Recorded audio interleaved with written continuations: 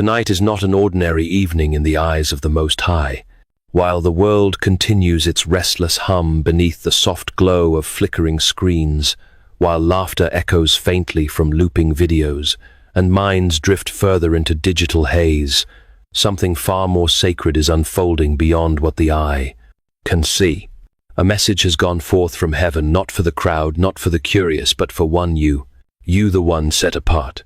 You, the one chosen by name by the living God. You whose spirit has been marked for holy purpose. You are not just another face among the millions. You are the one heaven has watched, waited for, whispered to in the night. There is a reason why your heart stirs. Now why your breath catches as you read these words. It is not coincidence. It is not an accident of timing. This is the hour foreseen long ago, when the veil thins and the Spirit of God calls you forth, not to observe, but to awaken, not to delay, but to rise. If something in you trembles without knowing why, if your spirit senses a shift, an urgency pressing in from beyond the noise, if your soul begins to ache for something unnamed but deeply known, know this. It is because heaven is summoning you tonight. This is not for the world to hear. This is for the one whom God has appointed, and you are that one. The enemy no longer needs to break down doors. He only needs your gaze, your attention, your slow surrender to the glowing device in your hand. One scroll at a time, he has crept into the sanctuaries of the mind. One notification at a time, he has dulled the sound of God's voice. And while countless hearts fall into slumber beneath a flood of endless content, you have been called to see what others cannot see, to hear what others ignore, to stand where others fall. He who has ears, let him hear what the Spirit says to the churches. Revelation 2:7. Tonight is not for delay. It is not for one more video, one more scroll, one more moment spent numbing what God is trying to awaken. Tonight is sacred. This is the night when you are called to return, to lift your eyes from the artificial light and behold the light that never fades, to close the screen and open the sanctuary of silence where he waits to speak again. Because if the chosen one stays asleep, who will awaken the rest? If the one marked by heaven does not rise, who will shine in this hour of digital darkness? The call has gone forth. The Spirit is waiting, and only you can answer. What you hold in your hand is not merely a tool. It has become a silent battlefield. Though small in size, it carries the weight of kingdoms, some built by God, others hijacked by the enemy. The war is no longer fought with swords or fire, but with pixels and whispers. And the battlefield is not a distant land, it is your attention, your thoughts, your time, your soul. The adversary has found his way into every pocket, every room, every mind, not through force, but through convenience. He does not need to shout. He only needs to distract. He does not need to chain your body. He only needs to numb your spirit. And with every tap, every swipe, every hour lost in scrolling, another thread of your spiritual strength is unraveled. Yet most will not see it. Most will laugh. Most will say, it's just a phone. But you, chosen one, are not like most. If your spirit recognizes this war, if you see now that it's not just about distraction, but about destiny, type 77 in the comments. Let this be your cry of awakening, your declaration that you will no longer be numb, no longer asleep. Let 77 be the sign that the chosen one is rising from digital chains into divine purpose. Heaven is watching your response. God has not opened your eyes, so you can remain blind. He has not stirred your heart, so you can return to slumber. The truth is simple and terrible. The enemy has disguised his poison as pleasure, his chains as entertainment, his silence as connection. He has built altars in the form of apps, and worship is now measured in screen time. As C.S. Lewis wrote in The Screwtape Letters, indeed, the safest road to hell is the gradual one. The gentle slope, soft underfoot, without sudden turnings, without milestones, without signposts. This truth illuminates the enemy's subtle strategy.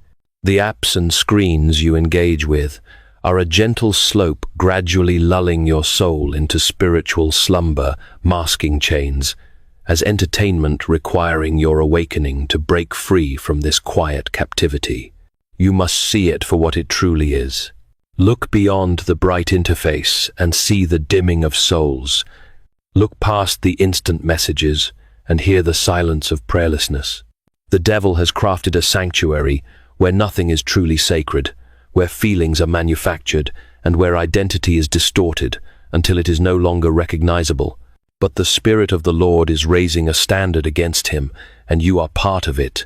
Be sober, be vigilant, because your adversary, the devil, walks about like a roaring lion seeking whom he may devour.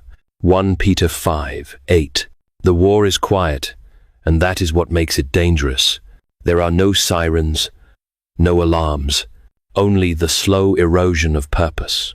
Only the fading voice of God beneath 1,000 distractions. And so tonight, heaven declares, the chosen must wake, the watchman must rise, the separated must speak. You have been given eyes to see the shadow behind the screen, not to fear it, but to expose it. Not to curse those trapped, but to reach them. The world will not understand your urgency.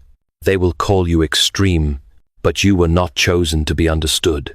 You were chosen to see what others refuse to see, and to sound the trumpet in a generation being lulled to sleep. And the trumpet must be sounded tonight. It does not scream. It does not strike. It whispers. It waits. The spirit of this age has mastered the art of quiet captivity. The chains that bind this generation are not made of iron, but of addiction, masked as routine of glowing screens that promise joy but deliver isolation, that offer connection but produce confusion, that pretend to entertain but quietly dismantle the inner life.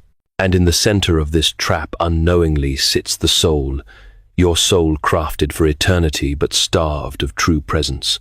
Chosen one, you must know this. The most dangerous prison is the one you cannot see, and the most effective lie is the one that sounds like your own thoughts. The enemy has not stormed the gates. He has simply placed a mirror in your hand and filled it with filtered lives, shallow approval, and endless stimulation. All the while, the deeper voice, the still small voice of your Creator has been drowned beneath the noise. See, Lewis in letters to Malcolm chiefly on prayer wrote, "We may ignore, but we can nowhere evade the presence of God. The world is crowded with him. He walks everywhere incognito." This insight reveals the divine urgency of your awakening.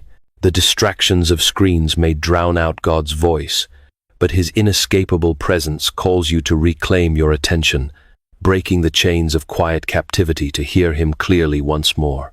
But not for you. No, not you. You were never meant to be pacified by the artificial. You were never designed to be satisfied by fleeting images. You are not called to live with your head bowed to a device, but lifted toward the one who sees you fully, calls you holy, and sends you fearlessly. You are chosen not to fit in, but to disrupt. For every moment you have surrendered to the glow of the screen, the Lord does not come to shame you, but to awaken you. He is not counting your clicks, but the cries he could not reach, because your hands were too full. He is not angry, but he is grieved. Grieved because he came to whisper to you in the quiet, and the quiet has been replaced by curated noise. He came to walk with you in the cool of the day, but you chose the comfort of distraction. Yet even now, his voice remains. Even now, the Spirit stirs. Even now, heaven leans forward watching, waiting to see if the one he has chosen will rise. Will you recognize the enemy's seduction for what it is? Will you cast off the silent chains and reclaim your gaze, your hearing, your heart? For what you reclaim tonight may save not only your own soul, but the souls of many who are watching you even now. The thief comes only to steal and kill and destroy. I came that they may have life and have it abundantly. John 10:10. You were made for life, not for sleepwalking, not for consuming, not for bowing to endless updates.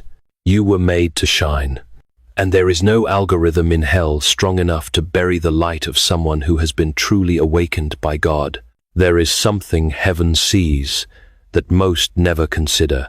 It is not just the darkness surrounding this age, nor only the chains it wears. It is the staggering weight of time lost. Hours, unnoticed days, devoured moments that were sacred but squandered.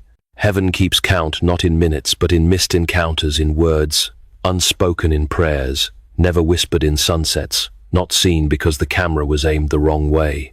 Chosen one, you must understand, your time is sacred. Every breath, every second was written with divine purpose before your first heartbeat. And yet how many of those seconds have slipped away, offered not to eternity but to distraction? The screen never asked for your soul. It simply asked for your attention. But in giving it something far greater was traded away. And now the Lord desires to show you, not to shame you, but to awaken your discernment. He desires to lift the veil and show you what could have been, what still can be, if you take back your time, if you reclaim the hours that the enemy has stolen through sedation and endless scrolling and return them to their rightful place, the altar of intimacy with God. You may not realize it yet, but you have missed him. You have missed him not because he was far, but because you were not still. He waited to comfort you in your loneliness. But you reached for a video. He was near when you cried in your room, but you opened an app instead. He whispered to you at night, but your earbuds were filled with noise. The grief of heaven is not that you failed, but that you forgot where to look. Yet, even now, this very night, he draws near again, not with condemnation, but with mercy, not with a lecture, but with a lamp, to show you where the time went, and to offer you something far greater, in return a new beginning. A redeemed hour, a restored life, redeeming the time because the days are evil. Ephesians 5:6. You are not too far gone. Your hours are not too wasted. If you respond tonight, if you close the door, silence the world, and lift your eyes, he will meet you. He will speak again. And where the enemy sought to consume your time, God will now use you to rescue others from the same fate. But the choice must be made now, not tomorrow, not after one more scroll. Tonight, because tonight is not just another evening, it is a turning point in eternity for the one who dares to respond to the voice that still speaks. There is something heaven sees that few on earth ever pause to consider. It is not merely the spread of darkness, nor just the cunning of the enemy. It is the silent vanishing of time, precious holy time, crafted by God, entrusted to you, slipping away, not with noise, but with numbing comfort. Hours given to the glow of a screen, to the illusion of connection, to moments that were meant to be sacred, but were surrendered to distraction. You, chosen one, were not made for this. You were created for communion, for clarity, for divine appointments. And yet the thief has come, not always with terror, but with tapping fingers and endless content. He has not needed to destroy your life. He only needed to delay it. He only needed to occupy your attention while eternal moments passed you by. The tragedy is not only in what was consumed, but in what was never seen. The conversations that never happened, the tears that never fell in prayer, the beauty that was missed because the camera lens replaced your eyes. The Lord desires to show you this, not to condemn, but to awaken. He is calling you to see the hourglass through his eyes. Every second entrusted to you has meaning, and the enemy has known this longer than you have. That is why he fights, not just to corrupt you, but to distract you. Because if he can take your time, he can take your fire. If he can keep your hands full, he can keep your heart empty. But hear this tonight. The Spirit of God is not silent. He is stirring you now because the time can still be redeemed. What was lost can be restored if you will rise. If you will turn away from the artificial and return to the altar. If you will trade mindless scrolling for sacred stillness. If you will silence the world long enough to hear the voice that has been calling to you through the noise.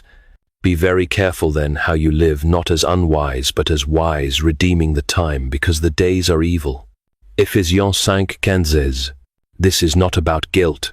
It is about recovery. It is about reclaiming the hours stolen by shadows and returning them to the light. Tonight, heaven offers you a turning point. The Spirit is near. The room is ready. The door is open. But the choice must be made, not tomorrow, not after one more video, but now. Because tonight is not just another evening, it is a line drawn in eternity.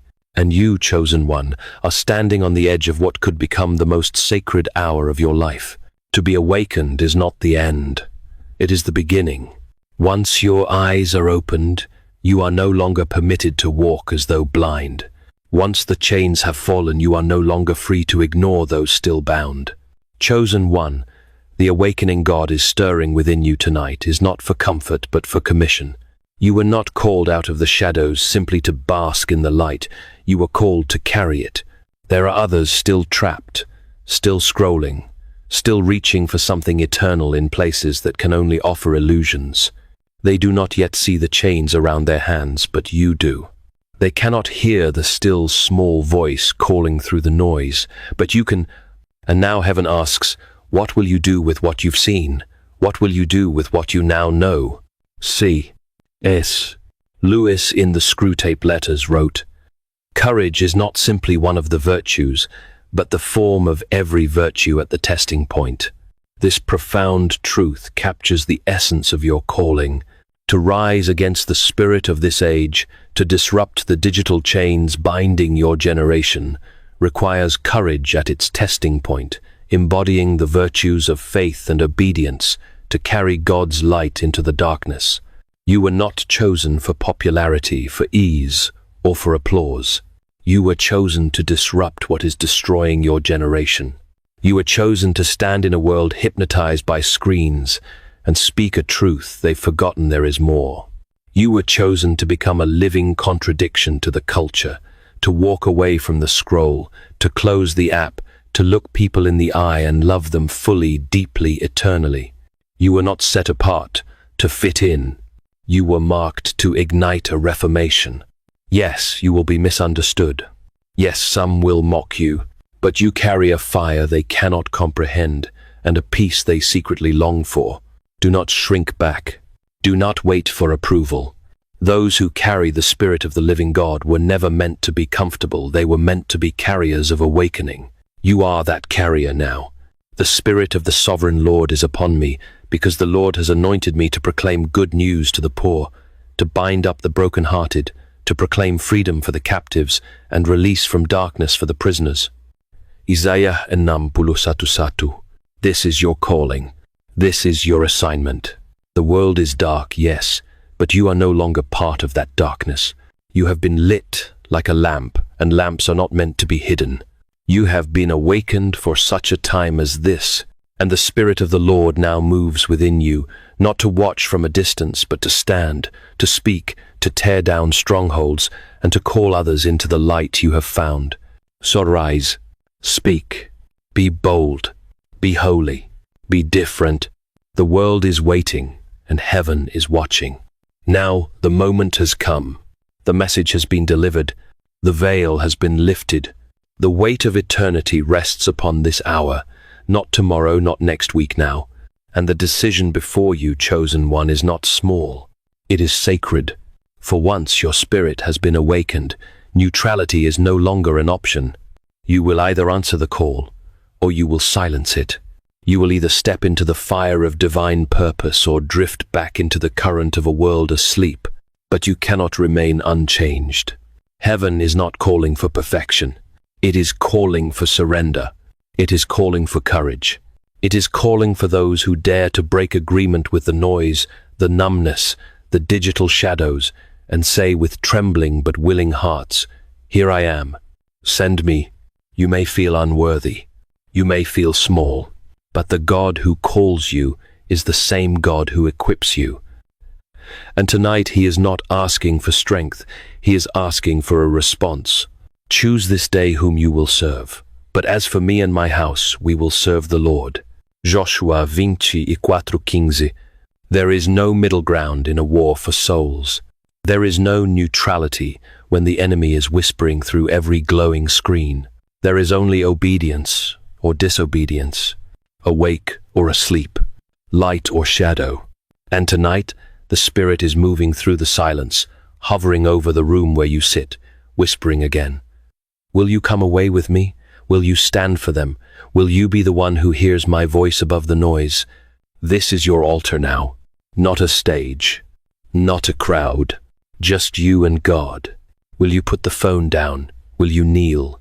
Will you whisper back to heaven, not with eloquent words, but with a heart that says, yes, Lord. I see now, I hear now, I'm yours. That's all he needs to change everything. Not your perfection, just your permission. And if you do, if tonight becomes the moment you answer him, watch what happens. Watch how the air shifts. Watch how the silence begins to speak. Watch how the very hours that were once stolen begin to fill with revelation, peace, and purpose.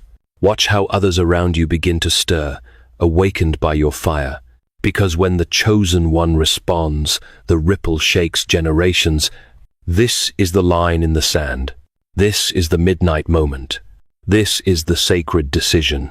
He is waiting, not as a judge, but as a father, as a king, as the lover of your soul. The time is now. Put down the phone. Look up.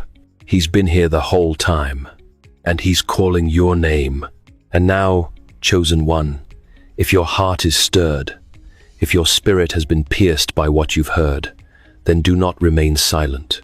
Let this be your moment of return. Not just with your thoughts, not just with emotion, but with a prayer that opens the door for heaven to move. If you are ready, speak these words not as recitation, but as surrender. Let this be your response to the voice that has been calling you through the noise. Lord God Almighty, you who see beyond the noise, who speak beyond the static, who wait in mercy while we wander, tonight I come before you, not as someone who is worthy, but as someone who is willing. I lay down the glowing idols, the endless scrolling, the silence I once filled with distractions. I come not with answers, but with ache, not with strength, but with surrender. Father, I have heard you. In the stillness of this hour, I know now it was always. You whispering when the world was loud. It was you who waited in my loneliness. It was you who wept when I reached for the screen instead of your presence. Forgive me, Lord, for the time lost, for the voices I trusted above. Yours for the moments I traded eternity for entertainment. Tonight I return. I give you back. My time, my attention, my heart. Cleanse me, awaken me fully. Restore what the enemy has stolen. Let your spirit fill every silent place I once avoided. Let your voice become the loudest sound in my soul. Let your fire burn away what numbed me, and let my life become a living answer to your call. I choose you, above the noise, above the approval, above the pull of this world. I choose you again and again and again. Speak, Lord. I am listening. Send me.